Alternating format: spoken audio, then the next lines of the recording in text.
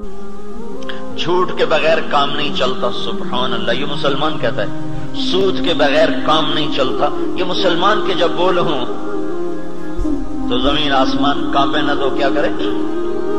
الا لعنت اللہ علی الکاذبین. اللہ نے کہا غور سے سنو، جھوٹوں پہ اللہ کی لعنت. اور یہ سب تاجر کہتے ہیں جھوٹ کے بغیر کام نہیں چلتا. ایک تاجر نے نا، اچھا بڑا تاجر تھا، وہ 3 دن لگا داڑھی رکھ لی چھوٹی چھوٹی. مجھے بڑی خوشی ہوئی. کچھ دن بعد ملاقات ہوئی تو شیو کیا ہوا. میں نے کہا یہ کیا کیا؟ کہنے لگا جو سارا دن جھوٹ بولنا پڑتا تو میں نے شیو کرا. میں نے کہا اللہ کے بندے، کوئی داڑھی کی وجہ سے جھوٹ حرام ہے؟ جھوٹ تو کلمے کی وجہ سے حرام ہے. اب تو نے 2 گناہ شروع کر دیا، داڑھی بھی منڈائی، جھوٹ بھی بولا. تو اب داڑھی منڈانے سے جھوٹ حلال ہو گیا.